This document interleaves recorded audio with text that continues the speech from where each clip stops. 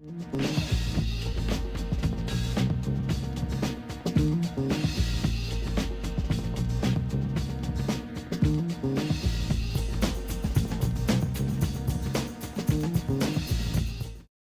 morning. I see a lot of familiar faces, but for those who don't know me, my name is Ronald Moss, and I have a variety of roles at Merritt College. I started as a student in 2009, class of 2012. I've been on the staff briefly, part-time, but I'm here this morning in my current role as the executive director of a community partner located on the Merritt College campus, which is the Gamble Institute. So, I have a presentation that I want to share, and I want you to think about a question as I show you who we are as an institution and who Merritt is as one of the thought leaders and foremost programs working with our formerly incarcerated population. And that question is, what can you do to support the reintegration efforts and improve the academic outcome of Peralta's formerly incarcerated student population? So as we move through this presentation, I just want you to hold that question and think about how you might answer it. We're here because of the AB 109 Reentry and Reintegration Initiative, Alameda County. And that's basically an initiative that began in about 2011 because of overcrowding in our prison systems. And they decided that they were going to spend some money to realign the prison system or the correction system. That they moved a lot of students or incarcerated individuals from prison to county jails. That's kind of the long, short story. So I want you to hold on to that thought.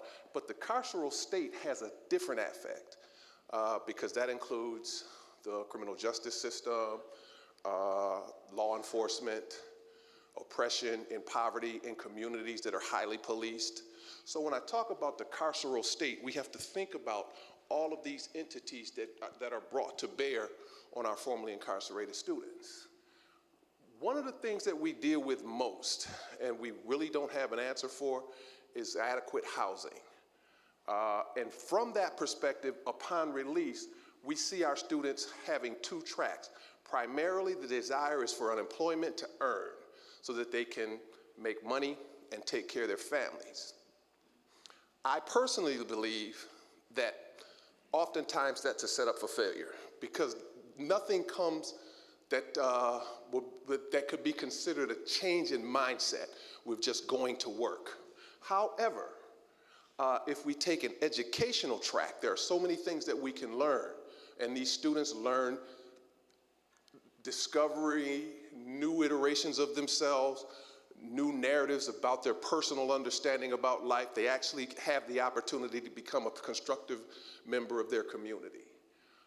And at the core of all of that is the constant threat of recidivism and reincarnation. So what are we doing? Are our students reentering into our community, or are they just returning to the streets, waiting to go back to jail? And that's a question that hasn't been answered yet. The recidivism rate is up around 62%. It's been reduced a little bit in the county into approximately the 40s or 45%. But some would say that's just a shell game because they're being moved around from prison to jail or doing what we call short bids or short sentences in the county and not being sent to prison. Or if they violate, they're being sent to county jail and not back to prison. So they think the numbers are being reduced when in actuality, they're just moving them somewhere else.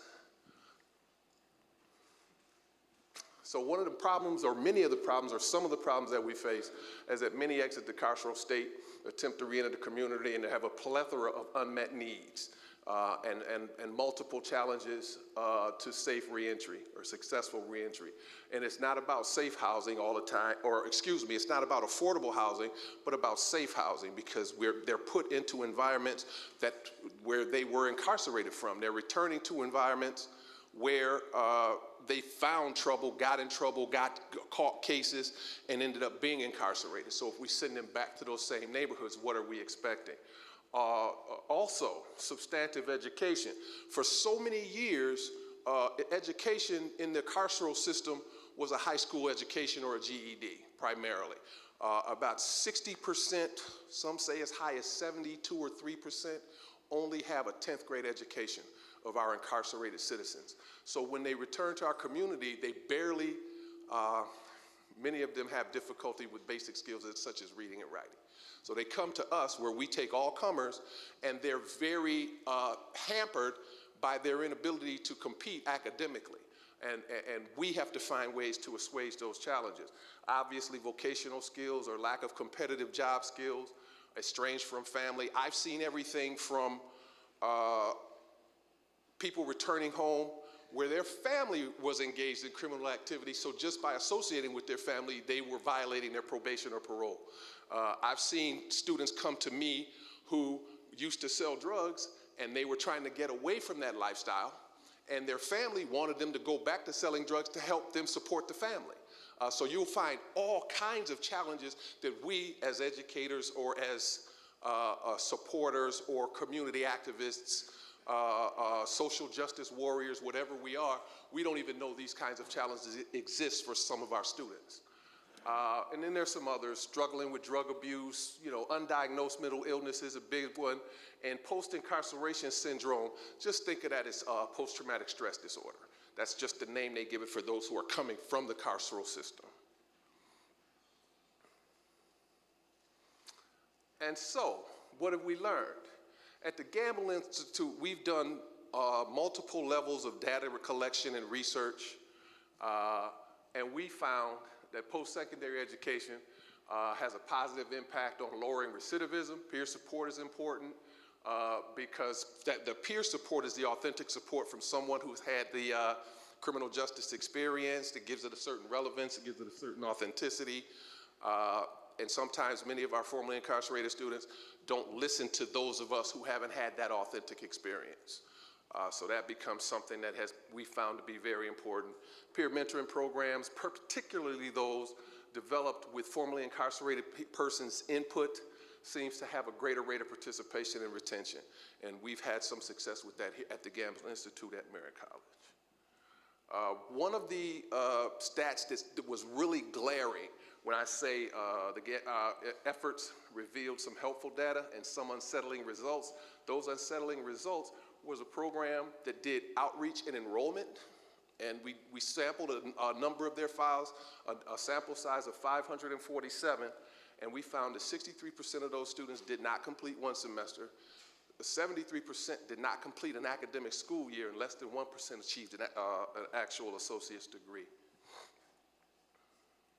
Dr. Love, who, I'm gonna back up because I think that's important, and he was a mentor of mine who says, formerly incarcerated students who make it through their third semester seem to transition from just going to school to becoming a student. I think that connects directly with the last discussion and how these students become a part of our environment. They become a part of the campus life, and they learn new ways of being that are very different from their life on the streets.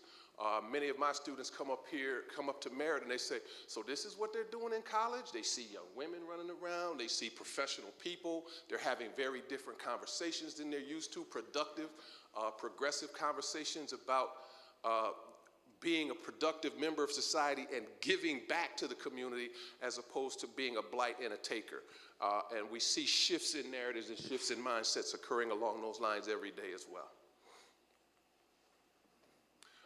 I'd be remiss if I didn't shout out some of the other programs.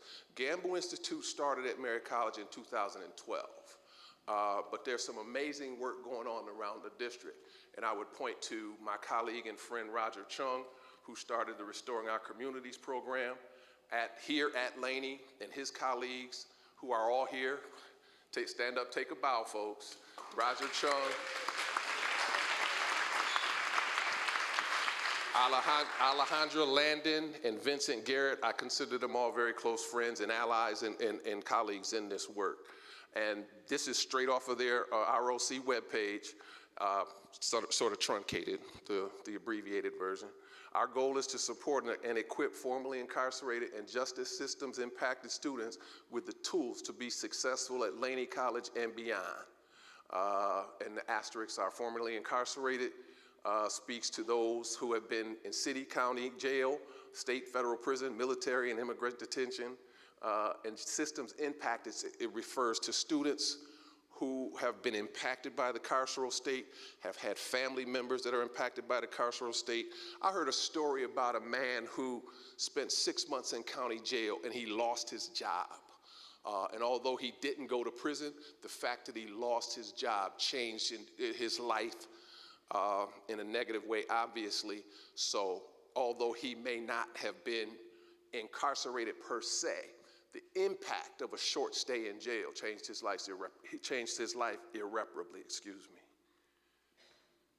So, and we also have a program run by Paula Armstead, coordinated by Tracy King and supported by Nicole Kelly, the New Dream program. And they've been there, I know there's been several iterations. It started out as Open Gate, and it is now New Dream. And they first came on my radar probably about 2013 or 14. So they've been around for a couple of years. And some of the things that they do, we are all very consistent in our approach. Program for returning citizens who are on probation or parole, students transitioning into college, programs tailored to the individual need of the student, and students have access to available resources, which is something that I think we all do. And we've had conversations at Berkeley City. Primarily what they're doing at Berkeley is they have ambassadors who come from UC Berkeley, and they talk to students or formerly incarcerated students who are interested in transferring to Cal. But to my knowledge to date, we don't have a program per se that supports all of our formerly incarcerated students at Berkeley City College, but that's a conversation that we're having with a couple of representatives from BCC who I see in the audience right now. How you doing, Andre? And that brings us back to us, the Street Scholars Peer Mentoring Program, and what we're doing at Merritt College. And basically, Street Scholars is a mentoring program that supports the academic success of our formerly incarcerated and systems impacted students. We serve men and women who are on community supervision, i.e. probation or parole. And we support students who have completed their supervision but are struggling to achieve long-term stability. Our program is run by yours truly and supported by Earthy Young, who's the assistant director, and Drew Gabriel, who is our new student and youth services coordinator. He's sitting right down front. And Brandon Hargrave is the gentleman that I just brought on board who's working with some of our students that I spoke about earlier who were being challenged with some of the rudimentary skills, English, math, and basic computer skills. So he's our newest tutor and he's doing an excellent job as well. So some of the conceptual frameworks and what we believe. We are very much, the conversation is always about best practices and evidence-based practices. And one of the things that we know in social learning theory is that people learn and adopt new behaviors through positive and negative reinforcement, observation, and skills practice. So what kind of behaviors are we modeling for our students becomes very important. Is it positive behavior? I think in an academic environment, the answer to that question is absolutely. I think that the chancellor mentioned sometimes we don't always see eye to eye, but we manage to work out those differences in a positive way and try to get to the solution and not remain in the problem. I'll never forget the day when I took Drew to a meeting with me and there was a disagreement. And at the end of the meeting, we were walking back to the office and he said, "Ron, you mean y'all can have a disagreement and it doesn't result in violence? That's a thing?" And so, you know, not to put you on blast, bruh, but for a brother who's been gang banging from the crib, did his time, has now re-entering society, and is doing an excellent job going into his 4th semester at Merritt College. I think that that transformation should be acknowledged. And it's all based in the authentic peer support. We're able to have real conversations. It's not pretentious. It's not, erudite. This esoteric, high, lofty thinking conversation. It's down on the ground. This is where we come from. This is what we go through, and this is how we get through it. We support drug and alcohol recovery.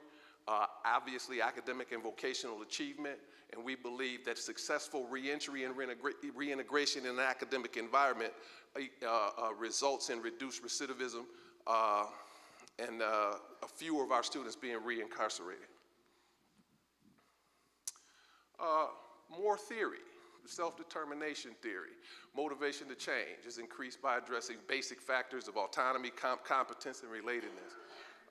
Students who think of their own reasons for wanting to change are more likely to work harder to facilitate that change. SMART goals for competence. If we can help them set some goals, talk to them about their personal strengths, instead of doing the deficit, blame the victim for being challenged. We look at the strengths that has them here today and persevering through those challenges, and giving them positive feedback, even on the smallest of successes, I think says a lot to them about who they are, changing that personal narrative, moving away from felon, convict, even formerly incarcerated, to student, academic, scholar, terms that they're unfamiliar with, but they're learning as they persevere in this environment. Relatedness. Positive pro-social skills. You don't think your way into a new way of acting. You act your way into a new way of thinking. And by doing that, consistently showing up every day and receiving the positive reinforcement that we give our students, they actually are able to facilitate a change that even they didn't realize they were capable of. Our core concepts are basic.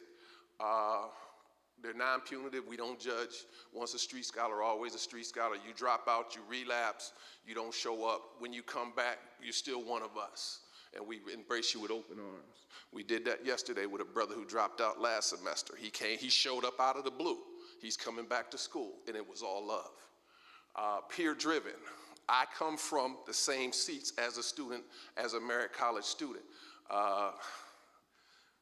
This isn't about me, but contextually speaking, as one who came to Merritt College when I lost my job, graduated from Merritt, transferred to Cal, completed my undergrad, and went on to complete a master's at Cal, I can actually lay a trail of breadcrumbs for these students that is authentic, and I can explain to them what their challenges are going to be at every leg of the journey. And that's part of what I do, and that's what I try to teach my team. Obviously, open physical environment, we don't have desks. Our conference table is round. We have round tables so that it's peer-to-peer. It isn't hierarchical, top-down. I don't sit behind a desk and talk down to my students. We sit at a table and we share ideas. And obviously, relationships with key stakeholders. As a community partner, that would be Merritt College. That would be ROC. That would be New Dream. And we all work collaboratively together. Some of our program components include just the simple thought of demystifying and helping students navigate the academic landscape. That is huge. I think that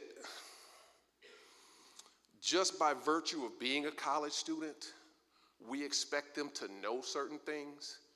And with this population, they're not going to say, I don't know that, and they're not going to ask for help. So we need to be very intentional about sharing what we understand is complicated, and you don't have to feel less than because you don't realize that. And when you go to the admissions office and the lady tells you, well, all you have to do is 1, 2, 3, and the other thing, and all you hear is Charlie Brown's teacher, wah, wah, wah, wah, wah, because it doesn't make sense, you bring that information back to me, and we'll help you figure it out. Obviously, I mentioned our tutor. We have tutoring in math and English and computer skills. We have individual peer mentoring. We have group mentoring, empowerment circles, and healing circles. Empowerment circles are more for the guys, and the healing circles are more for the women. At least that's how it was. We thought it would play. I know that that's like gendered and probably not a good idea, but it didn't play like that. It was everybody just at the table sharing ideas. Man, woman, black, white, Hispanic. It just was everybody came to the table and brought their authentic selves, and the ability to be vulnerable without judgment was a large part of that initiative as well. And obviously career development and transfer support. I give my man Roger credit. I could not leave that out because in the conversation that he and I were having, we talked about, and I don't mean to use this in a negative way, but we were talking about Berkeley City and them having a transfer pathway to UC Berkeley, which has been the case all along. But we were trying to think about it, being more intentional about having a safety net for all of our formerly incarcerated students. And maybe they just wanted to have a CTE program, get a certificate, and go to work. And Roger coined the phrase from CTE to PhD. And to me, I think that that embodies who we are as a district and how we need to think about our students wherever they are on their academic track.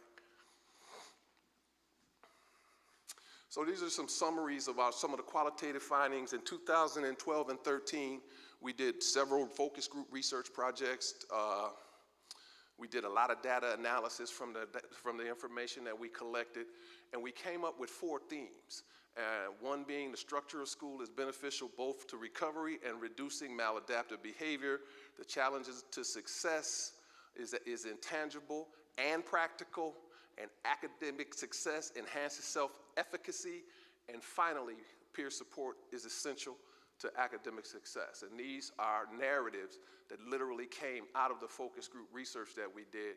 Charles talks about he could be selling dope, but he decided that he's want to finish what he started when he started school, and by staying in school, he stays out of the streets and stays out of the penitentiary. So that correlates directly with number 1. Number 2 is Steve, and these are all pseudonyms. They're actually students in our program, but these are not their real names. I need a guy who not only would not ask for help, but would not allow people to help him. And today he's learned how to surrender and seek out the resources and ask for the help that he needs, which correlates directly with number 2. The challenges to academic success are both intangible and practical. And Bruce talked about starting school at Merritt and having a low GPA, but he's been working assiduously to bring that GPA up, and he's now at a 2.9. And that's the notion of perseverance, and academic perseverance enhances self-efficacy. And finally, Rob, a student, was a personal experience that he and I had. He was sitting at the former Career Center at a computer just looking, and I know the look when I see it. I can the blank stare that I have no idea what I'm doing, but I'm trying to act like I'm trying to figure it out. And I just walked up to him and I said, "What you doing, bro? Trying to get your life together?" And he looked at me and he's like, "Yeah, that's exactly what I'm trying to do." And we started having a conversation. I helped him get enrolled. And he graduated from a certificate program, has gone on and is doing very well. I still see him on occasion. And he would tell you that that's what mentoring is, that having that kind of support. And we at the Gamble Institute, that's the kind of support that we try to provide. So let's kind of talk about access, outcomes, and impact. I think that as a district, we have the capacity to significantly improve the academic outcomes, which will reduce the relapses and the recidivism rates of our formerly incarcerated students. I gave you some information, background on AB 109, but what they've done from the initial grant in 2013, and we piloted the Street Scholars Program in spring of 2014 with a grant from Alameda County and the Public Health Department. And they put out $25 million. At that time, $23 million of those dollars went to probation department. They put another 1.5 into community-based organizations like the Gamble Institute, and the final $500,000 went to housing.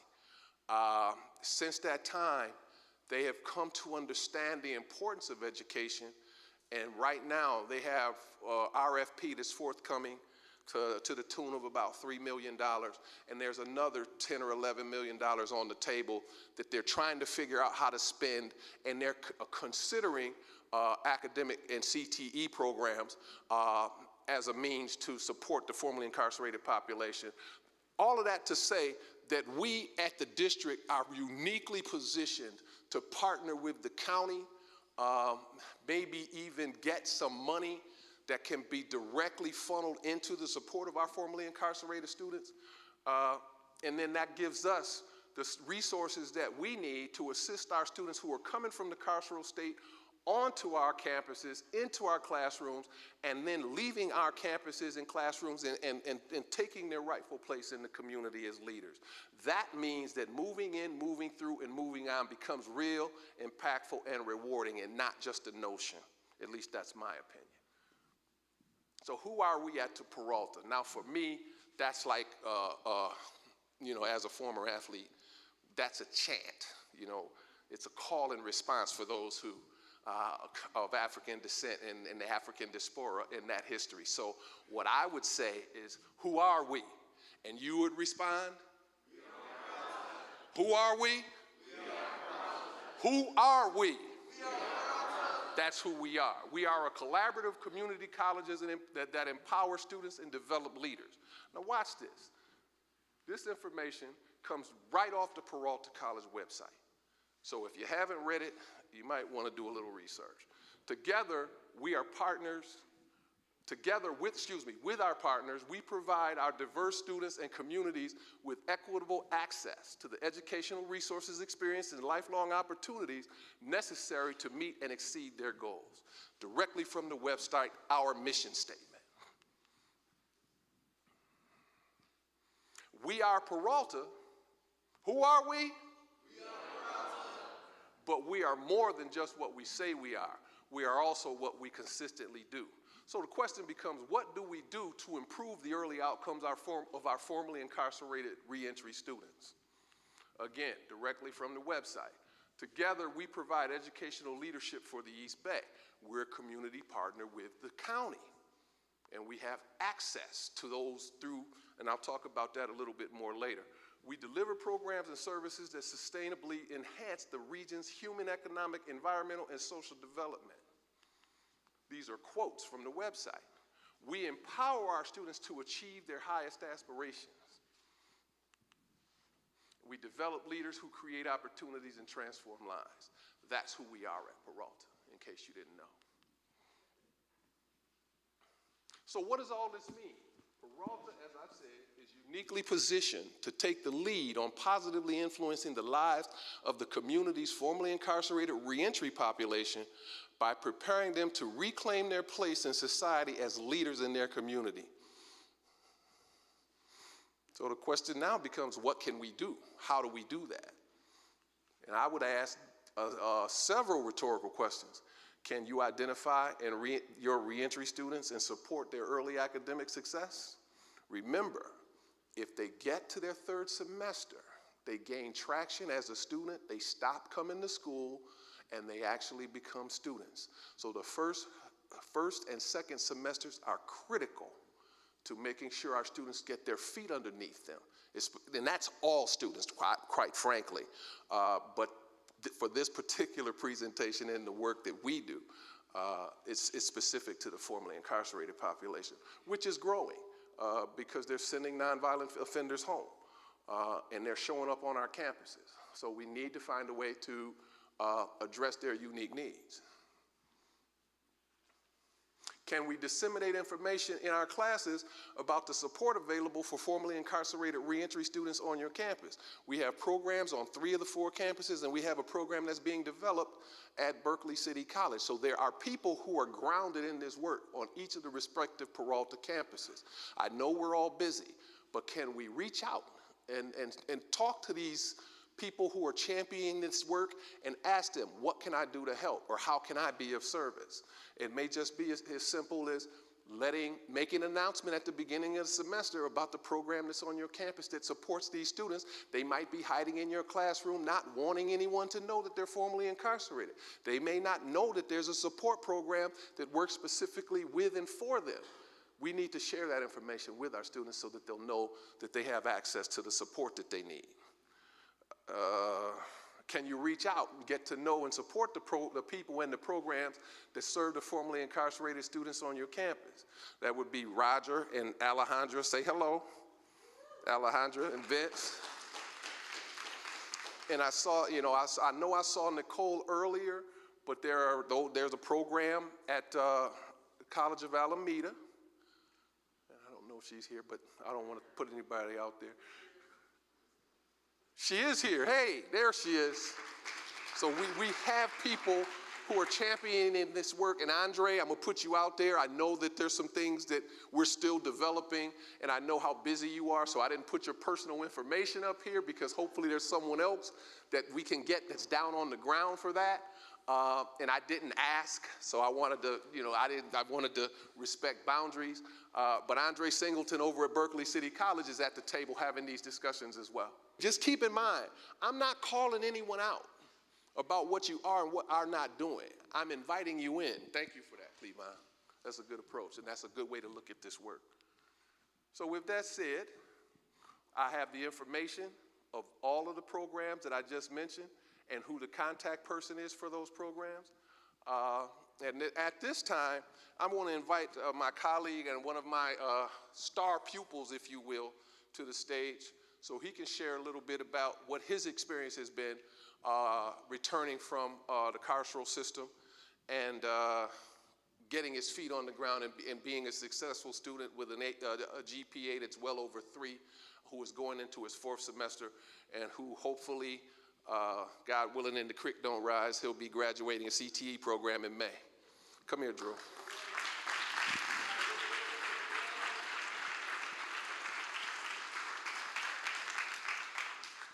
No prompts, just say what's on your mind. All right, I hope you guys don't mind if I sit down because my legs are shaking, a little nervous. First and foremost, I want to thank you guys for giving me this opportunity because I never thought I'd be anywhere like this in my life. I'm used to looking out on the tier, watching for the COs and stuff. It's not a joke, it's for real. I say this stuff jokingly, but it's so real.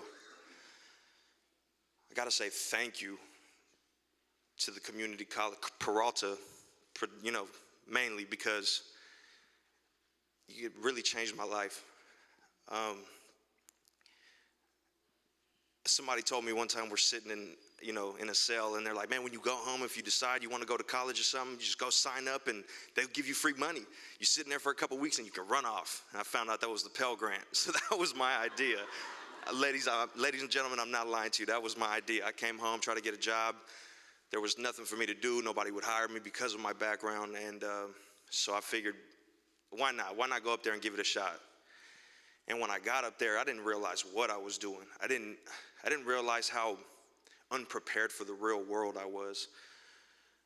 When you go to prison and you go to these places, when you're surrounded by nothing but negativity and you're being given positive reinforcement for the negative things that you're doing, you think that strength and machismo and just being strong and bullying your way through things is how you get what you want.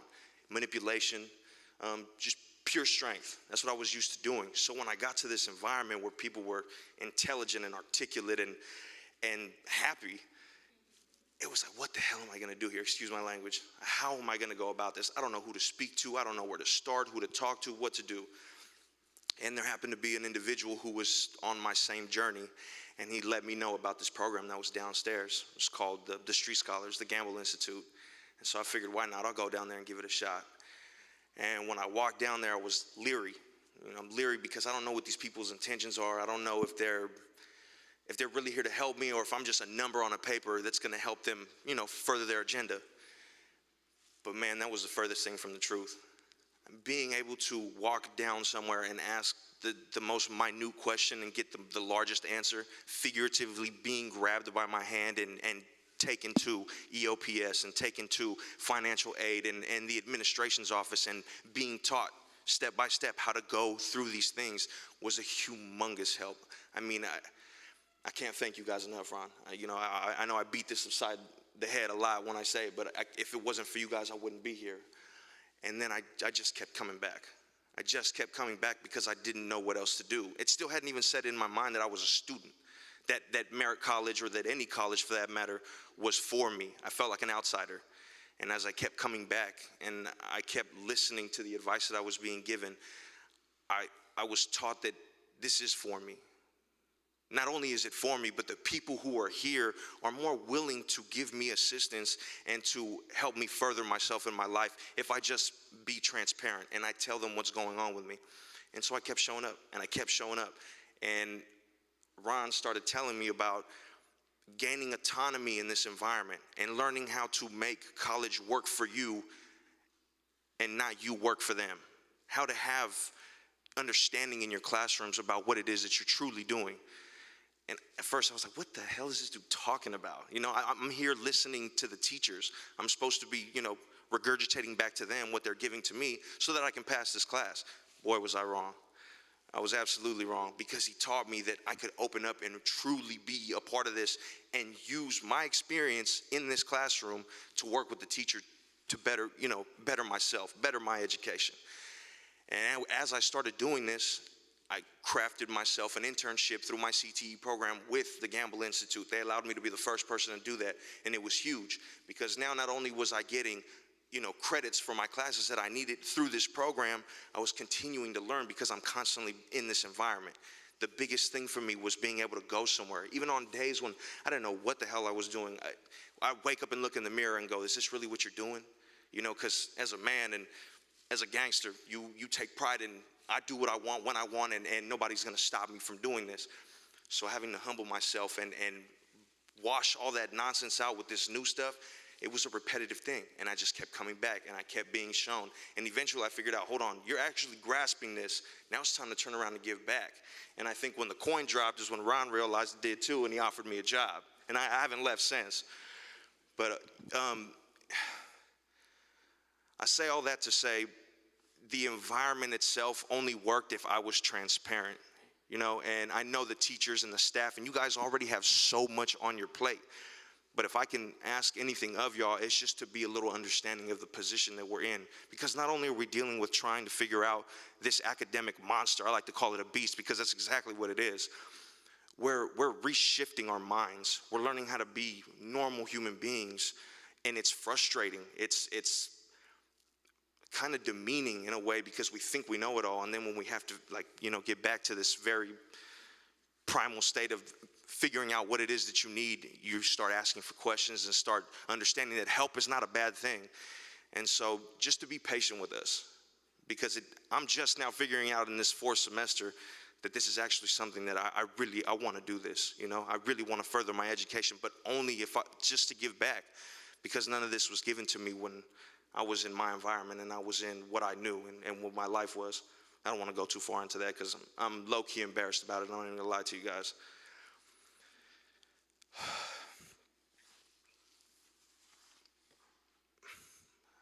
I don't know where else to go with it other than to say thank you very much for your ears and, you know, for your heart and for giving us an opportunity and just listening and understanding that where I come from, misdirection was the only direction. You know, when you come from these urban environments where your big homies are the ones that are teaching you things, and these are men and women who have thrived in this environment, that's all that we know. It's all that we know. So being able to come to this new world and have people who support you and say, I'm patient enough to walk you through this. I mean, I don't know what your spiritual, you know, hold is, but I believe in Allah, and Allah has blessed me by putting me in this path and in this new world. And I can't thank you guys enough, and we just continue to, you know, show up for us and be there for us and be patient with us, because we're a population like no other. And it's the lack of our resources and the lack of our education that has made us do these things. We're not all bad people. It's the circumstances that we grew up with and the opportunities that we were given. But when we're shown something different, and I'm shown people like Ron and the people up at Merritt College who actually do care, you start to see that that's not really the world. It's just we were in the wrong place at the wrong time. So thank you guys very much. I appreciate you.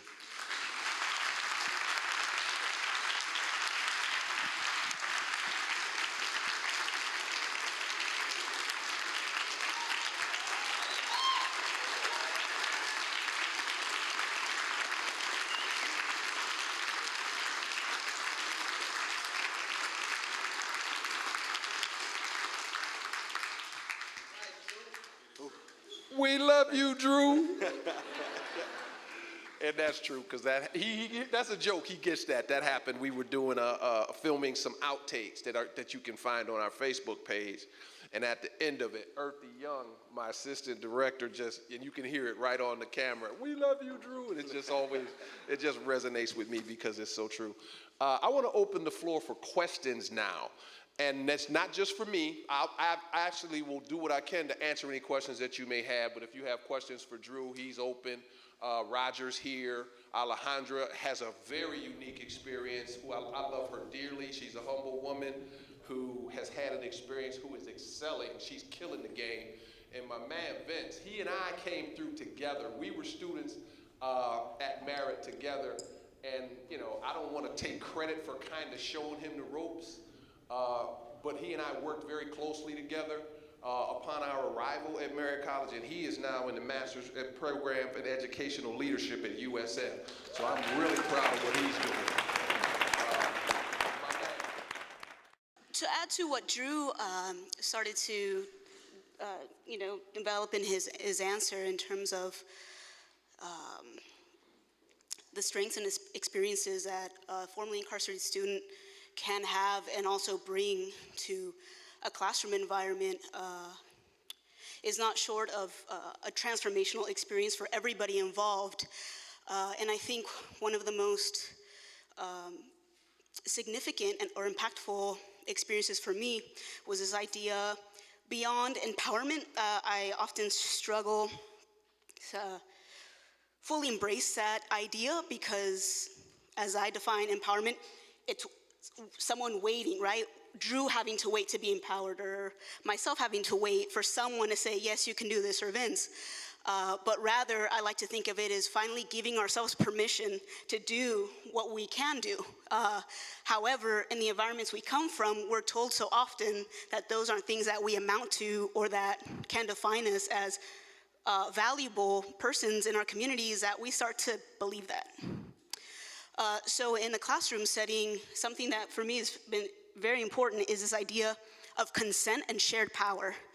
And Ron spoke to that earlier in the environment he produces in his Street Scholar Center, because also our environments, both inside the classroom and in school environments, are very intentional. They're not by coincidence, they're by design.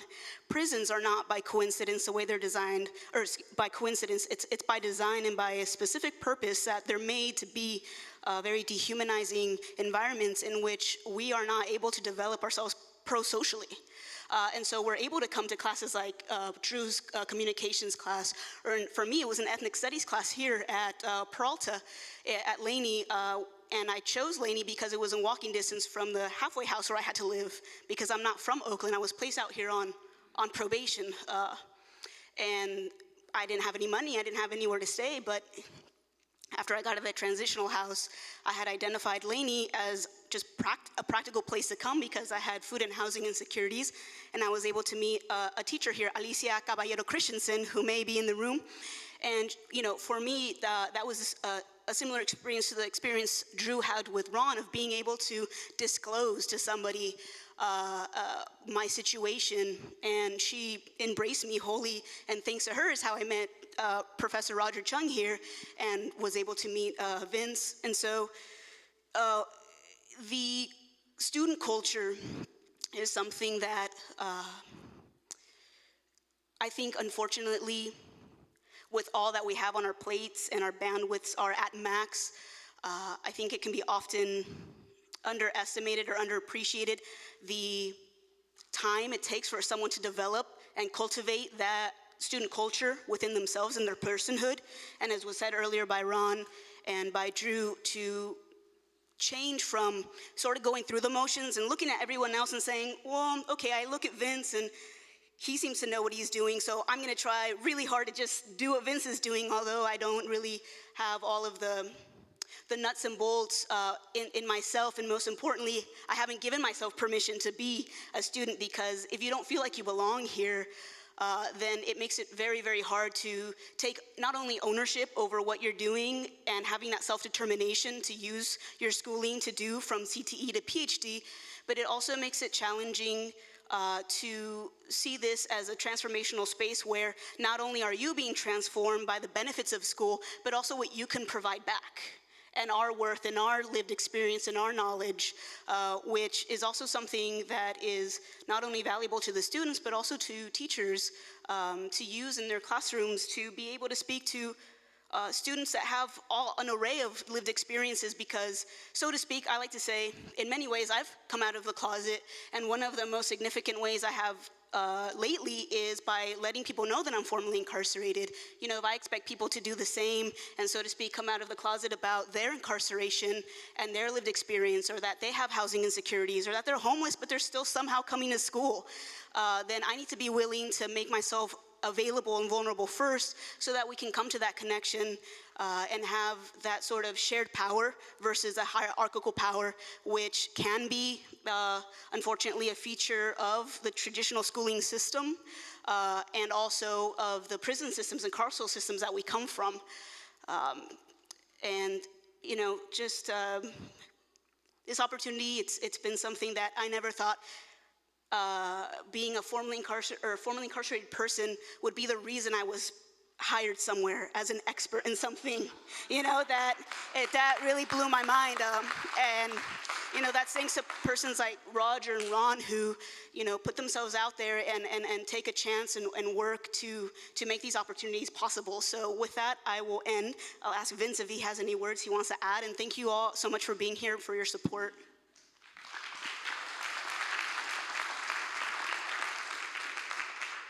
Just for the record, I always identify Ryan as my mentor.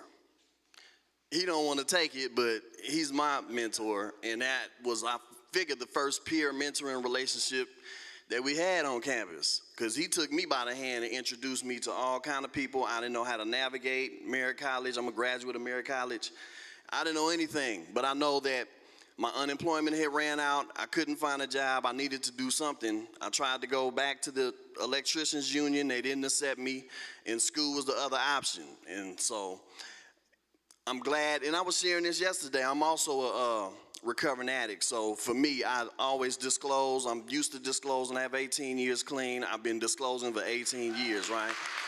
So, and that was part of the reason why I was always recidivating, going back to jail, was because I had addiction issues. And so I'm glad that your program addresses that, because if you don't address that, the underlying issue that causes a person to recidivate, then school is not going to help them address those issues. But, and so, yeah, at USF, at Berkeley, at Merritt, I always disclose. I always put it out there that I'm formerly incarcerated or that I'm in recovery. And I always use it in the context of helping whatever the discussion is. And so whatever class I'm at, if the discussion is on, I took one of my first classes at Merritt was Administration of Justice, and I could speak to that from the other end, right? And I would just put it out there. Yeah, but, you know, I've been in situations where they violated my fourth tradition, or what, I mean, excuse me, not fourth tradition, but Fourth Amendment. Yeah. And they violated my Fourth Amendment because they gave me this thing called a four-way search clause where they could just search me and search everybody else. But I didn't know the law. I didn't know anything. And so I would bring that into discussion, and it would help enrich people, include myself, of understanding the material that we were discussing. And so, and I did that at Berkeley, and I just finished my first semester at USF, and I couldn't discuss, thank you. I couldn't discuss the theory, I couldn't discuss nor understand the theories that we were talking about without bringing my lived experience into the discussion. So I was kind of forced to do that, and that's one way that helps me to learn the material, because the material is really esoteric. It's weird. We, you know, Marx and Durkheim and all these people, you know, they come from the 18th century, and how do we bring that up to today?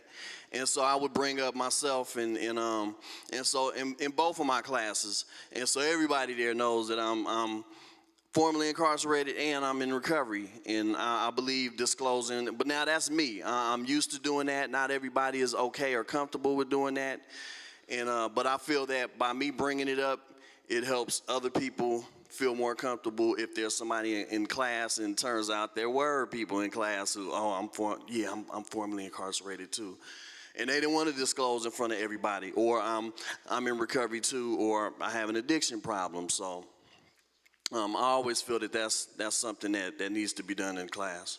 My name is Nicole Kelly. I am the Adult Ed Project Manager or Transitions Liaison at the College of Alameda. Working with so many different student groups, ESL, formerly incarcerated, older adults, I tell them the same thing, or they all feel the same kind of fear. Formerly incarcerated students feel that they think that everyone knows that they have a record or that they've been incarcerated. ESL students feel that everyone knows that their English is not perfect. Older adults usually struggle with technology, and I tell them the same thing. We all have some kind of feeling of lack of confidence, but we are here to help you. We have foster youth, we have we have adult ed, we have formerly incarcerated programs, we have an established ESL programs, and Peralta is home to you. So that's what we try to do as transitions liaisons, is make everyone feel comfortable. So I just wanted to say that, and thank you so much, Ron, for calling me out.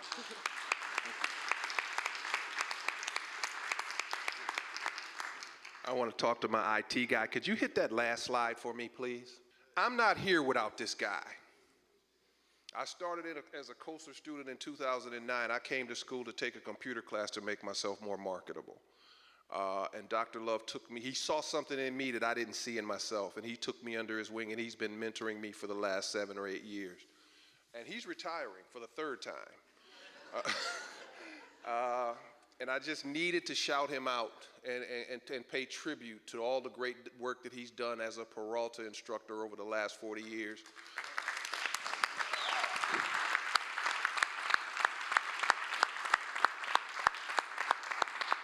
He's not here today because he's having a floor, hardwood floors put in his home. So he had more important things to do, or I know he would be here. He hasn't missed a flex day since I've been a student at Merritt College. But on today, he had something else to do, which is somewhat ironic. But anyway, I just wanted to make sure that you all knew that we, as a formerly incarcerated population, Dr. Love has been doing this work with us as a population before we were even a classification. And he would say that he didn't even consider the challenge of being formerly incarcerated being a part of that student lexicon. They were just students to him. And as this work has progressed, now we're starting to talk about this population as a demographic that needs structural support. And none of that happens, in my opinion, at least not for me and the population that I serve at Merritt College, without his support. So I just want to say thanks, Doc.